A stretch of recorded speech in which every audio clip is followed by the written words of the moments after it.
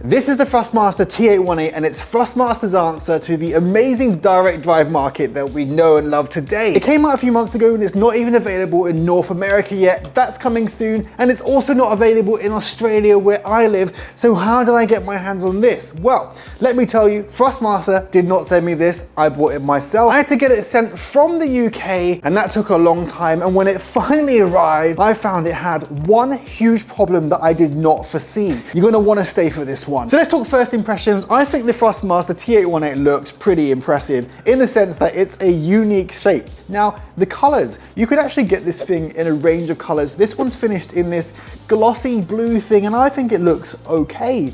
You can obviously customize this, and in future I suspect they're going to be making this as customizable as possible. Now, a lot of people will say that this thing looks cheap because it's finished in mostly plastics, and it's not cheap, you know, because it costs about 1,299 Australian dollars. It cost me £600 to buy this in the UK, and in the US it will be around 600 US dollars. Now let's look at some other features. Looking at the front, we've got this honeycombing effect, which I think is quite neat, and you've got these RGB light strips that go all the way around the hexagon shape, and at the moment it doesn't actually have a particular function apart from looking cool and glowing in the dark. But I hear Thrustmaster are planning on bringing something to the market that makes that a bit more functional. Now, going round to the back, you've got your holes where you plug in your power cable, matching this to the computer so you can use it, and also some space for other peripheries. On the side, we've got these two buttons. This changes your Thrustmaster mode, and this, which is quite unique for a direct drive wheel,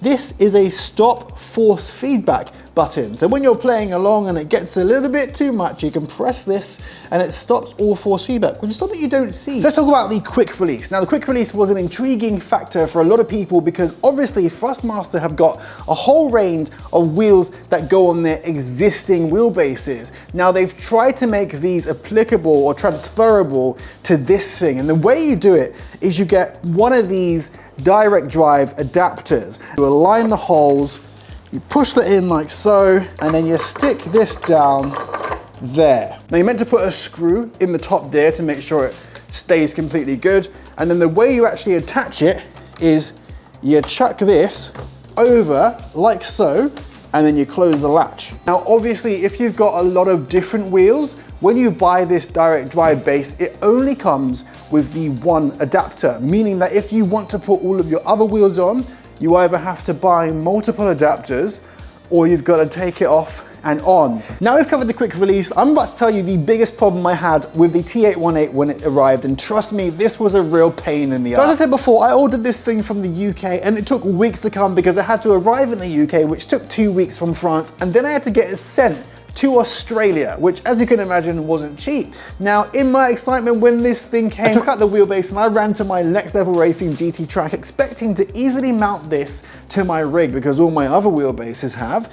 To my shock and horror, this thing didn't mount at all. So these things are completely different to pretty much every rig on the market. The short of it is I had to drill holes in my rig to make this thing fit. Now, Thrustmaster do an attachment that allows you to mount this to your existing wheelbases, and in the UK, this will cost you an extra £34. £34 for something that doesn't even match anything you've already got. Anyway, let's get this mounted, let's talk about the software, and then let's go for a drive. So the Thrustmaster software does work, but oh my god, is it basic. So on the first page, you can essentially see the axis of your wheel and map some buttons, and on the second page, you can change the gain settings, that is the amount of force going through your wheel. You've got to click a lock to allow yourself to use the full power, which is a bit silly. Essentially, if you break your wrist, it's on you. Unlocking the lock and putting it to 100% will give you all 10 Newton meters that the T818 can give you.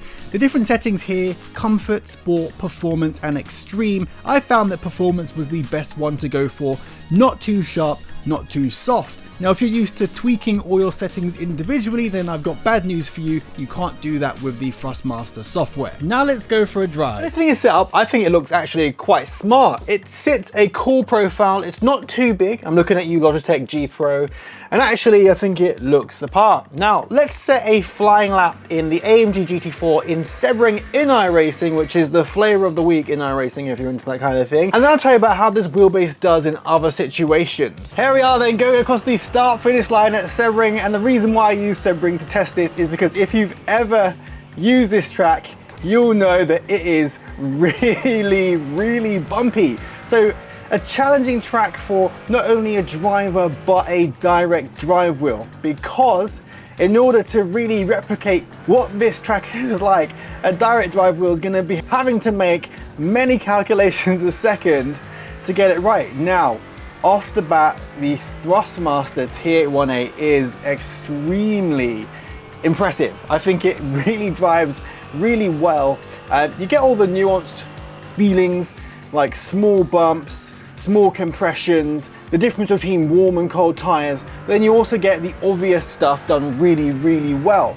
The oversteer, the understeer, and those feelings.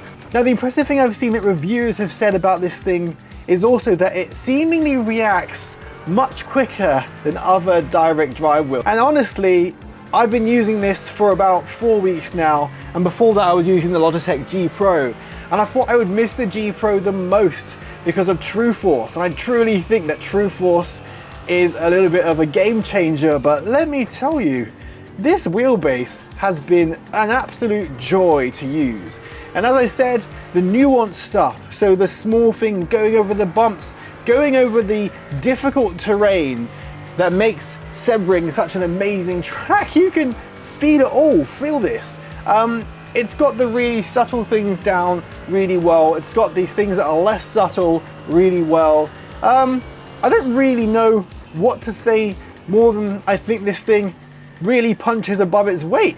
I'm super impressed with it. Using this SF1000 really does give another dimension to the sim racing appeal of the Thrustmaster. Now, compared to the other direct drive wheels I've used from Fanatec, from Moza, from Logitech, from even Simucube, this thing holds its own really well. I think it's actually a good wheel. They've made a wheel that has decent force feedback. Now, the only thing I've really noticed when using this for a prolonged period of time that I haven't noticed from any of my other direct drive wheels is that I seem to get the smell of heat, hot electronics. I can't really describe it more than that. It just kind of smells hot, and I'm not really sure what's actually going on with that. I'm not sure exactly what's happening, but I can smell a hot smell. While this has been the case, I've never actually felt the bass being particularly hot to touch during prolonged periods of play. Now, I've used this thing in a variety of scenarios and a variety of games, and it's even good for drifting. Yes, a lot of people love Thrustmaster for this purpose, and I can tell you it does a good job. Now, the Thrustmaster wheel was compatible with pretty much all the games I tried. Now, last but not least, let's talk about one more factor that people are concerned with when it comes to the Thrustmaster T818, and that is flex. Now, I've used this thing pretty much almost every day for the last 4 weeks, and it has not flexed at all. Now, on one occasion I did hear it start to squeak, and that's because I didn't actually secure the screw in the quick release, and I still didn't have flex. Now, to conclude, I think this is an excellent wheelbase in terms of the actual force feedback. It's quick, it's powerful, and it feels good in the hand. It's informative, and most importantly, it's completely silent, which is what you expect from direct drive wheels. Now, if you're looking for a direct drive wheelbase and you're part of the Thrustmaster ecosystem already, I think this is a no-brainer. And even if you're not, this thing is pretty good. Now, if you're looking for comparisons to the Moza R9, the Fanatec CSL DD, and the Logitech G Pro, well, look no further. I'll be producing a video on that soon. If you enjoyed this video, please do like and subscribe. It truly helps. See you next time.